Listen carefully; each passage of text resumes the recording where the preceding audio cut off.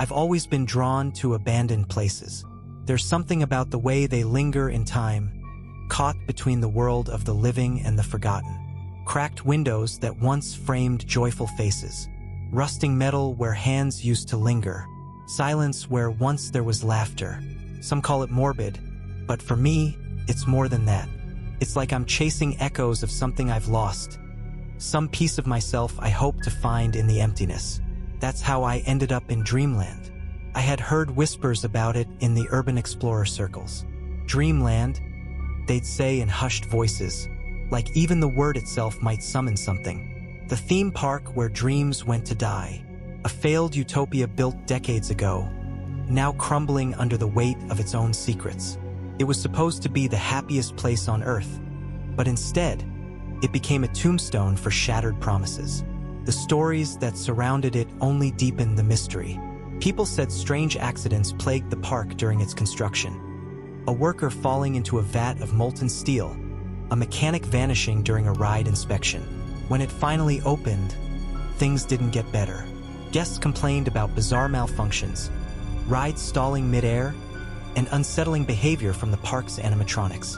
Some even swore the cartoonish mascots would follow them with their eyes. And then one day, Dreamland just shut down. No announcement, no warning. It was as though the park had decided on its own that it was done pretending to bring joy. I wasn't sure I believed the rumors, but when Daniel, one of the more seasoned explorers in our community, sent me a message about sneaking into Dreamland, I didn't hesitate. Daniel had a knack for finding the places that no one else dared to go. He called it his magnetism for lost things. I called it recklessness. Still, I couldn't resist. The night he picked me up, the air already felt wrong. The stars were dim, as if they were hiding behind a curtain of cloudless shadow. The drive was long and silent. Daniel focused on the road while I tried to suppress the gnawing unease growing in my chest. "Ever been to a place like this before?" he asked, breaking the silence. "No," I admitted. "Not like this." Daniel chuckled, low and hollow. "You're in for something special." When we reached the park, its towering iron gates loomed ahead of us like the jaws of some ancient, slumbering beast.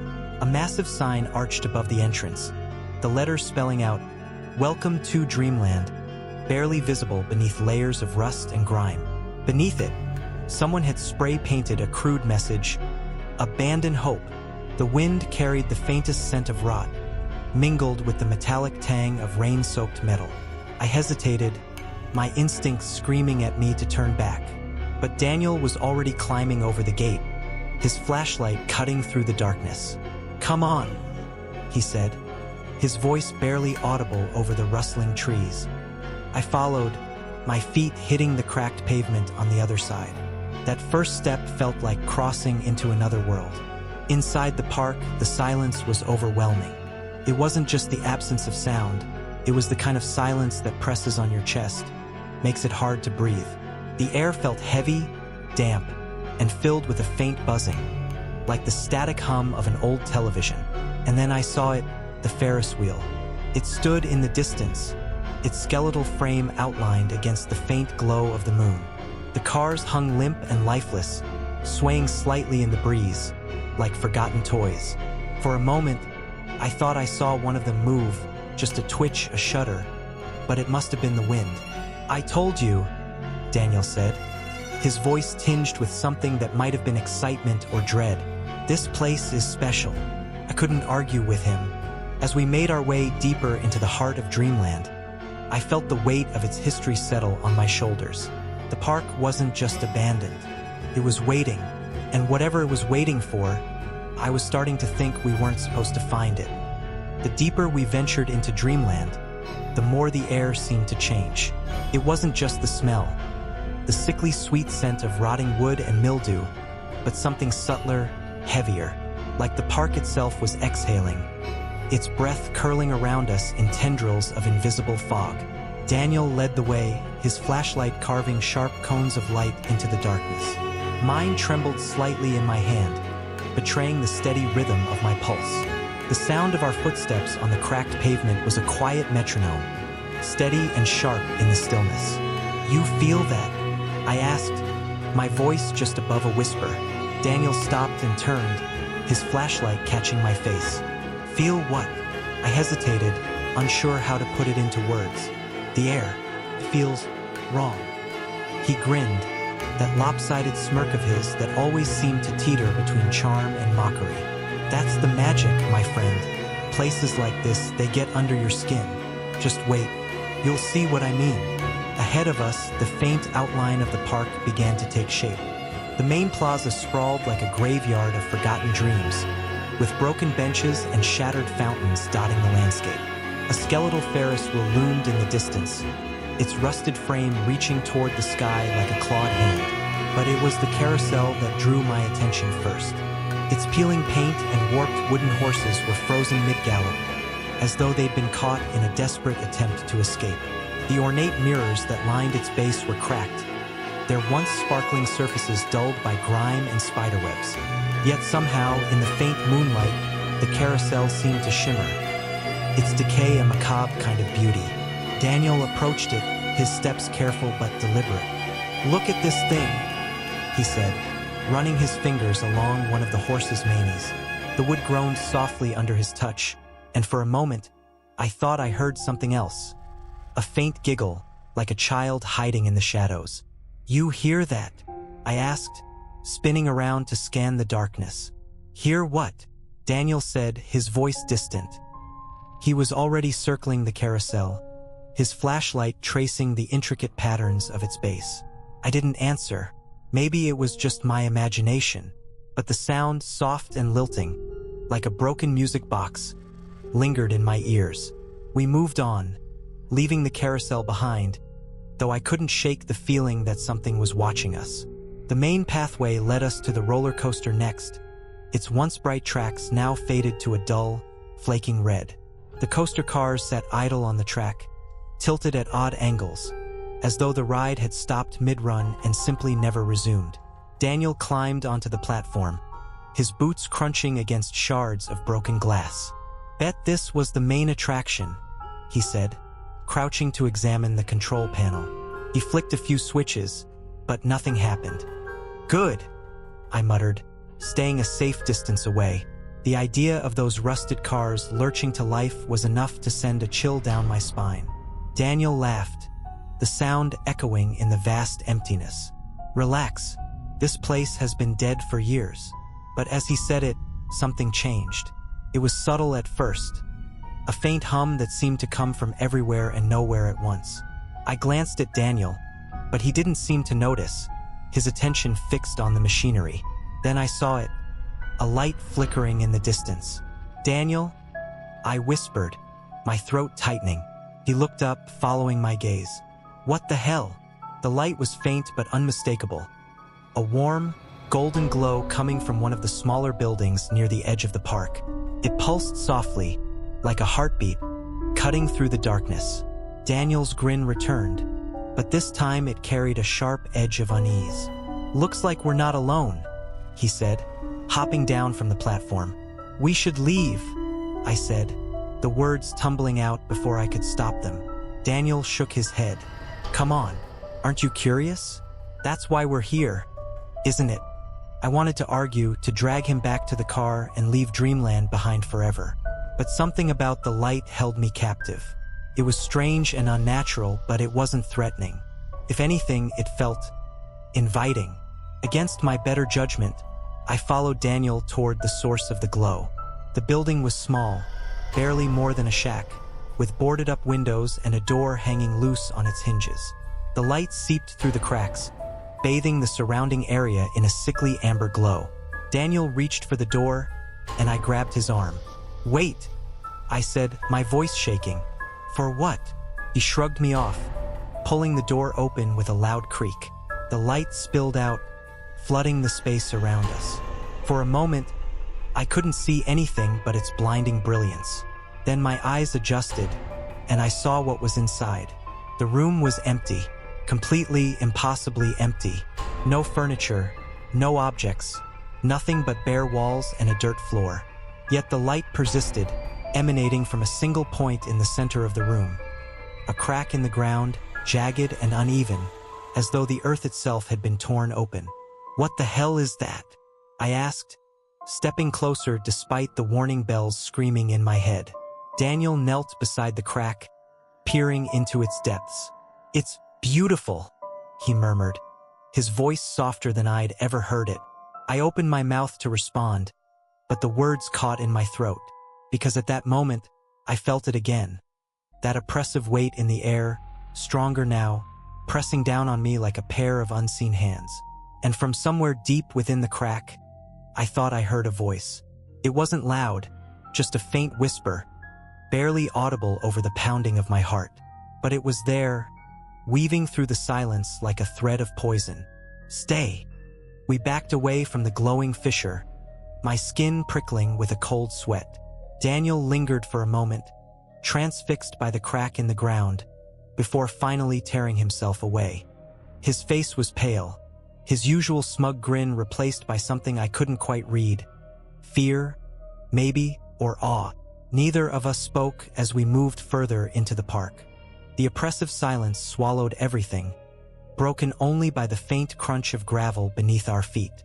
I kept glancing over my shoulder, half expecting to see shadows creeping from the crack, but there was nothing, just the endless dark. The next attraction we stumbled upon was the haunted house. Its facade was a grotesque imitation of a Gothic mansion, with turrets and gables silhouetted against the night sky. The paint was peeling, the windows boarded up, and a crooked sign above the entrance read, "House of Eternal Smiles." "Cheery," I muttered, though my voice came out weaker than I'd intended. Daniel shot me a look, his grin returning in full force. "What's the matter? Afraid of a little haunted house?" "I just think we've seen enough," I said, glancing back toward the glowing shack in the distance. Daniel ignored me, pushing open the warped wooden door. It groaned in protest, revealing a dark hallway lined with tattered red velvet. "Come on," he said, stepping inside. "Let's see if this place lives up to its name." Reluctantly, I followed. The interior was worse than I expected. The air was thick and stale, carrying a faint metallic tang that reminded me of blood. Dust coated every surface, muffling our footsteps as we made our way through the narrow hallways. Animatronic figures, half dismembered and frozen in grotesque poses, lined the walls. A headless butler stood by a cracked mirror, one skeletal hand extended in an eternal greeting. A once majestic chandelier hung from the ceiling, its crystals dull and fractured. And everywhere, the faint smell of rot clung to the air like a second skin. As we moved deeper into the house, the path grew narrower, the walls pressing in on either side. The air grew colder, and I noticed something strange, the faint sound of laughter. It started soft, almost imperceptible, like the distant murmur of children at play. But as we continued, it grew louder, sharper, until it felt like it was coming from just behind us. I spun around, my flashlight sweeping the empty hallway. "Did you hear that?" I asked, my voice barely above a whisper. Daniel stopped and turned to face me, his brow furrowed. "Hear what?" "The laughing," I said. "It's..." Before I could finish, the floor beneath me shifted. It wasn't a sudden drop, but a slow, subtle movement, like the house itself was breathing. "Did you feel that?" I asked, gripping the wall for support. Daniel nodded, his expression finally betraying a flicker of unease. "Yeah, maybe we should." Before he could finish, the lights flickered on. The hallway was bathed in a sickly green glow, casting eerie shadows across the walls. The animatronics twitched to life, their broken limbs jerking in unnatural motions. The headless butler raised its arm in a slow, deliberate gesture, as if pointing toward something behind us. We turned, and my stomach dropped. At the far end of the hallway, a figure stood in the doorway. It was humanoid but wrong, its limbs too long, its head tilted at an impossible angle. Its face was blank, featureless, yet somehow it felt like it was staring straight at us. "Run," Daniel whispered, his voice trembling. We bolted, the sound of mechanical laughter chasing us down the hallway. I didn't look back. I couldn't. My only thought was to get out of that house, to put as much distance as possible between us and whatever was inside. We burst through the front door, gasping for air, and collapsed onto the pavement outside. The haunted house loomed behind us, its facade eerily still, as though nothing had happened. Daniel was the first to speak. What the hell was that? I shook my head, unable to form a coherent response. My heart was pounding, my hands trembling, but I couldn't stop thinking about that figure. The way it had stood so perfectly still, like it was waiting. "Let's keep moving," I said finally, my voice shaky. The carousel was next. Its once bright colors had faded to muted shades of gray, and the wooden horses were warped and cracked. A faint melody drifted through the air, the kind of off-key tune that could only come from a music box left to decay. Daniel approached it cautiously, his flashlight sweeping over the chipped paint and broken mirrors. "This place gives me the creeps," he muttered, though his voice lacked its usual bravado. As we circled the carousel, I noticed something strange. A set of footprints in the dust, leading to one of the horses. They weren't ours, the prints were too small, like those of a child. "Do you see that?" I asked, pointing to the tracks. Daniel nodded, his face pale. "Yeah, I see it." Before we could investigate further, the carousel creaked to life. The platform began to turn, slowly at first, then faster, the horses jerking in their uneven gallop. The mirrors flickered with distorted reflections, and the music grew louder, more chaotic, as though the carousel itself was screaming. "Get back!" Daniel shouted, pulling me away as one of the horses bucked violently, splintering into pieces. We stumbled backward, watching in horror as the carousel spun faster and faster, the air around it vibrating with a low, guttural hum. And then, just as suddenly as it had started, it stopped. The silence that followed was deafening. "What the hell is going on in this place?"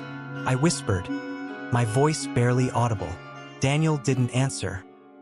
He was staring at the carousel, his expression unreadable, but I could see it in his eyes, fear. And in that moment, I knew we were in over our heads. The carousel's sudden stillness felt more oppressive than its chaotic spinning. Every muscle in my body screamed at me to leave, to run and never look back. But Daniel was already moving deeper into the park, his flashlight cutting through the dark like a scalpel. "Daniel?" I called after him, my voice strained. "We need to go. Now." He didn't even turn around. "Not yet. There's something here. I can feel it." "What are you talking about?" I asked, hurrying to catch up. He stopped abruptly, his silhouette rigid in the faint moonlight. When he turned to face me, his expression sent a chill down my spine.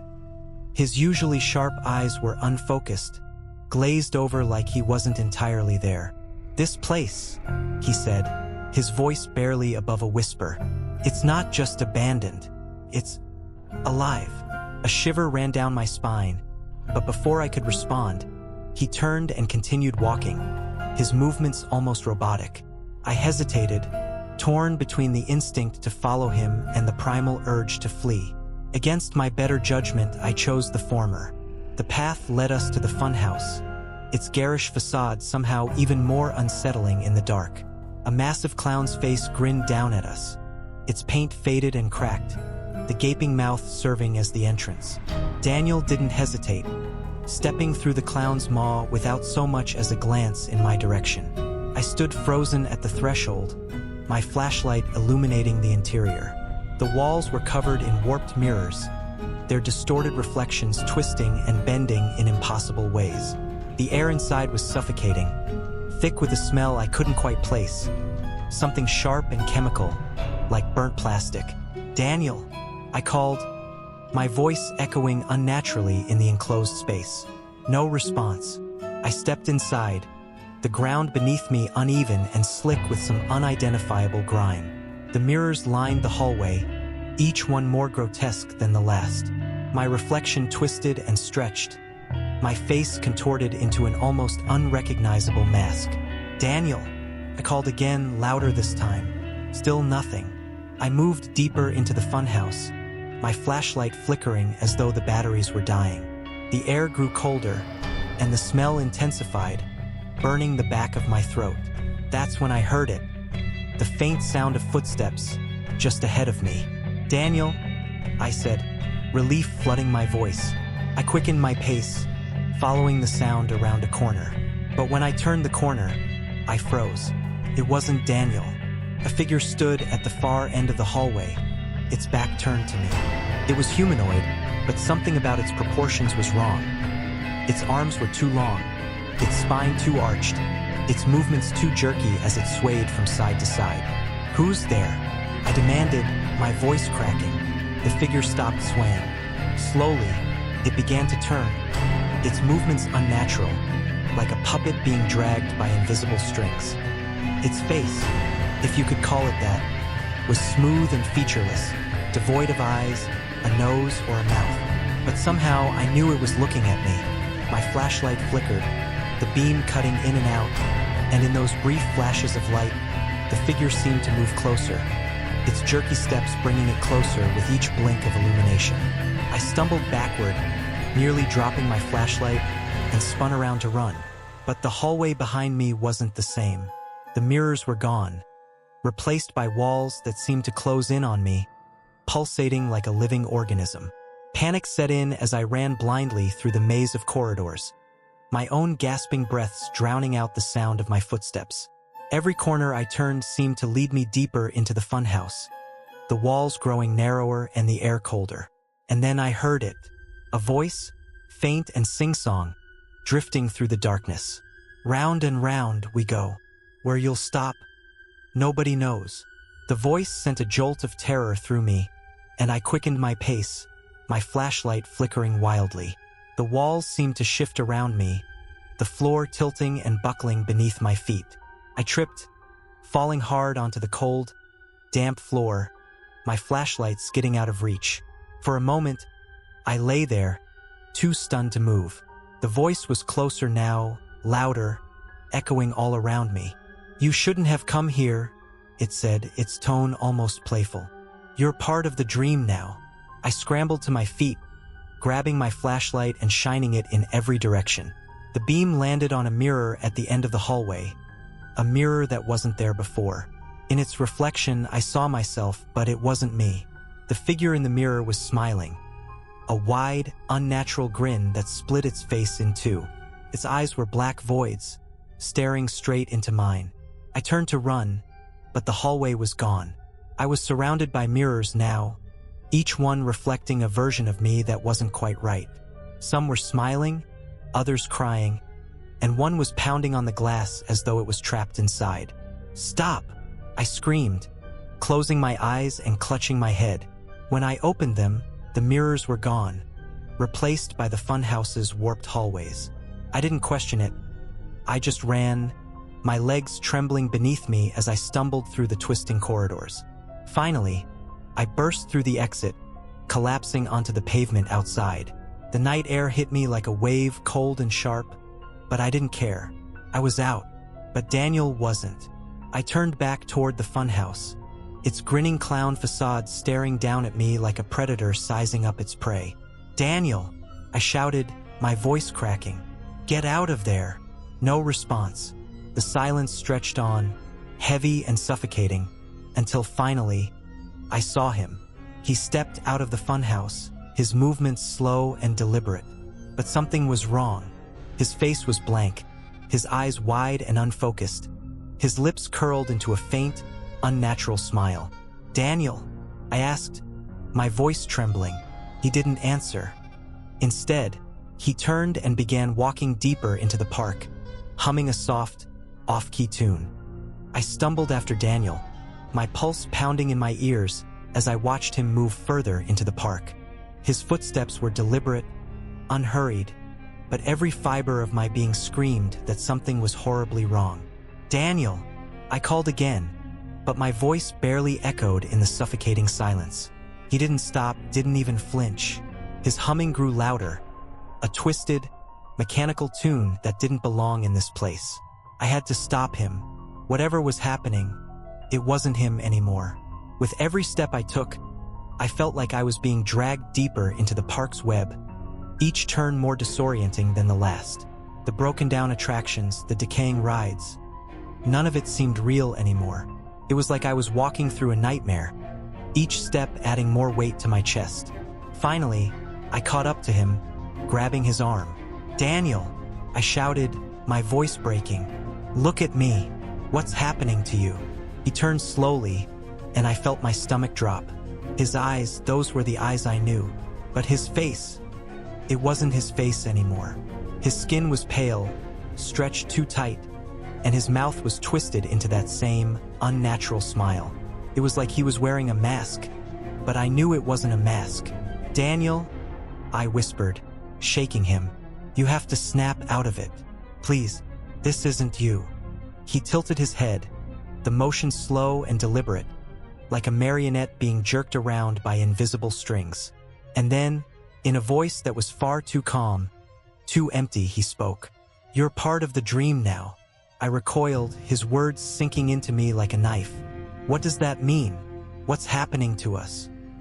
His smile stretched wider, the corners of his mouth cracking as if they'd never been meant to form such a shape. "It's too late. We're all part of it. This place, it doesn't let go." I shook my head, my hands trembling. I couldn't understand him, couldn't make sense of it. This place, this thing had taken hold of him. It was feeding on him, twisting him into something unrecognizable. I backed away, my feet stumbling over the uneven ground. No, this can't be real. You're still in there. But before I could finish, the ground beneath us shifted. A low rumble echoed through the park, and the world seemed to distort, as though the very fabric of reality was unraveling. I turned to look behind me, my heart hammering in my chest. The park was changing, warping. The shadows stretched unnaturally long, and the broken rides began to twitch, creaking to life as though they were waiting. The Ferris wheel, once still, began to turn slowly, its rusted, squealing joints protesting with every motion. The roller coaster rattled to life, its once broken tracks groaning as the cars began to move on their own, empty and ominous. The air was thick with static, a hum that vibrated in my bones. "I need to get out of here," I whispered, though I wasn't sure who I was trying to convince, myself or Daniel. But Daniel didn't move. He was still smiling, still humming that terrible tune.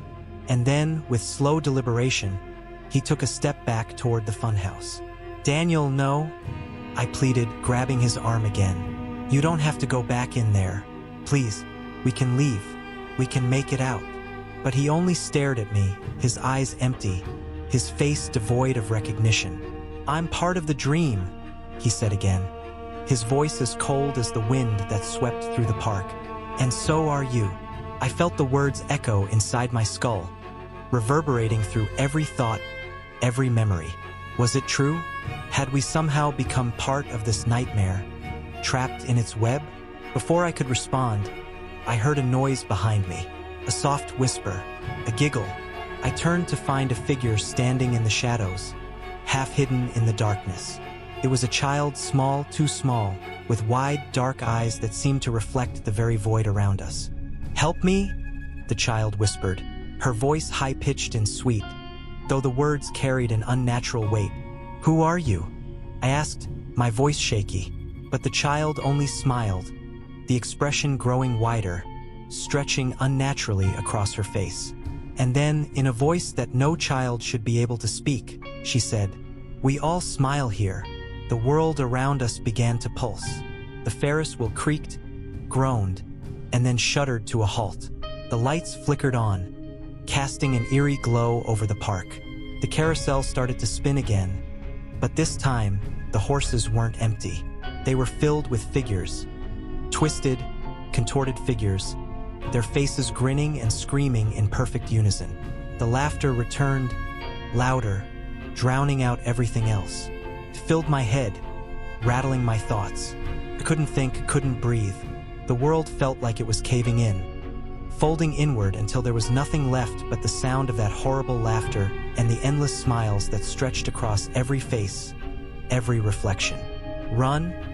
I gasped, barely able to hear my own voice over the din. "We have to." But Daniel was gone. I turned to look, but he had disappeared into the darkness of the park, his humming fading into the night. I was alone with the laughter, alone with the darkness that had swallowed this place. And in that moment, I understood. I understood what Daniel had meant. We were part of the dream now. There was no escaping it, no waking up, no leaving. This place didn't just trap you, changed you, and now I was part of it too. I staggered forward, the laughter pressing in from all sides. It wasn't just a sound anymore. It was alive, a living force burrowing into my mind, twisting my thoughts. My flashlight flickered and died, leaving me in the half-light of the park's warped glow. "Daniel!" I screamed, though I knew he couldn't hear me. "Where are you?" The shadows seemed to move, bending and shifting like liquid. The figures on the carousel blurred together, their grinning faces melting into a grotesque swirl of eyes and teeth. The rides around me groaned and shuddered, their skeletal forms animated by some unseen force. And then I saw it. At the center of the park, where the shadows were darkest, a figure loomed. It wasn't Daniel, it wasn't human at all. The thing stood taller than any person, its limbs impossibly long and thin, like branches stripped of bark. Its face, or what passed for a face, was a pale, featureless mask, smooth and reflective. Yet somehow it was watching me. I could feel its gaze burrowing into my chest, pulling at the edges of my sanity. As I stared, frozen, the mask began to change. Slowly, a smile formed across its surface. Not a real smile, but a hollow, exaggerated curve, stretching too wide to be anything human. I couldn't move. My legs felt rooted to the ground, my body heavy with dread.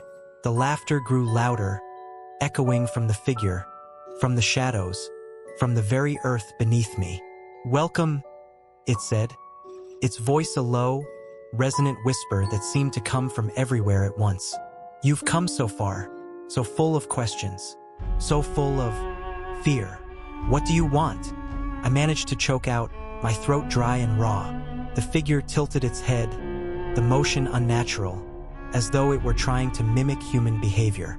"This place," it said, gesturing with one skeletal hand, "was meant to bring joy, to create dreams. But dreams require a cost, a sacrifice." I shook my head, backing away. No, you're lying. This is just some hallucination. It's not real." The laughter surged, and the figure stepped closer. The ground beneath its feet didn't crunch or crack.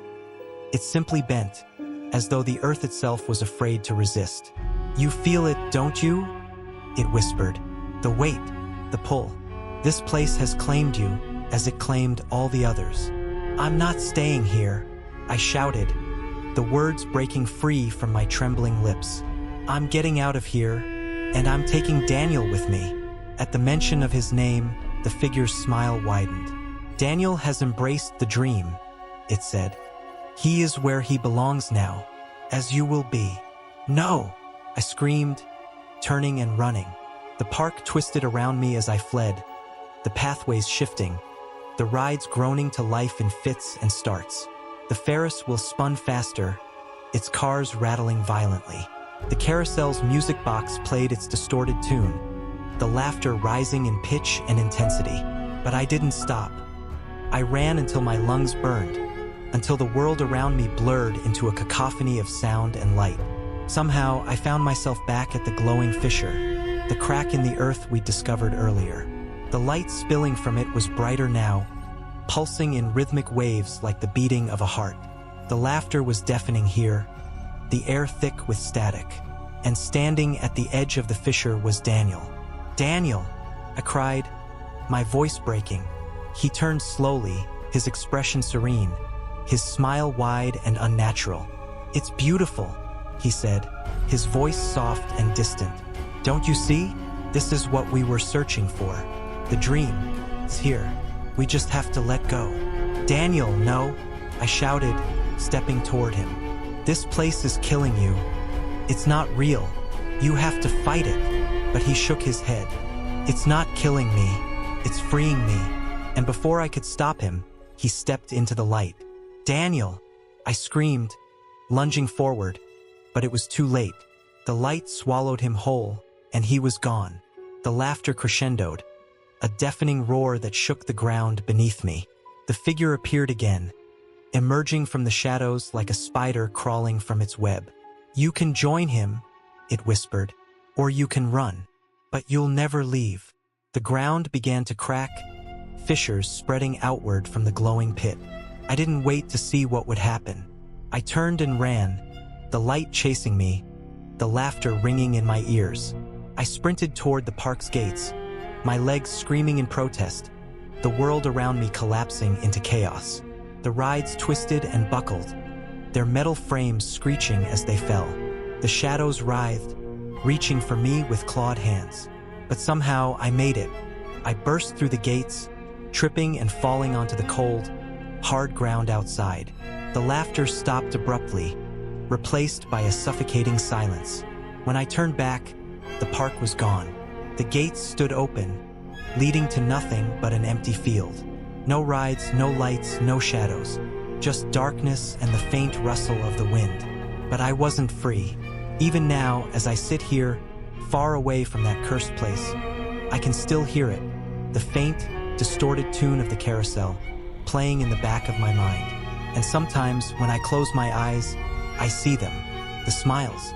It's been weeks since I escaped dreamland, if you can even call it escaping. I don't feel free, not really. At first, I tried to convince myself that it wasn't real, that it was all some twisted hallucination brought on by exhaustion or stress. But the nightmares won't let me forget. Every night, I see the park. I see the Ferris wheel turning in the dark, its skeletal frame creaking as though it's alive. I see the carousel, its warped horses frozen mid-gallop, their hollow eyes following me no matter where I run. And I hear the laughter, always the laughter, echoing in the distance like a siren's call. Worse than the dreams, though, are the moments when I'm awake. I'll be walking down the street, surrounded by the noise of the city, and for just a second, I'll hear it. The faint, distorted tune of the carousel music. It creeps into the edges of my mind, slipping through the cracks like water through a leaky roof.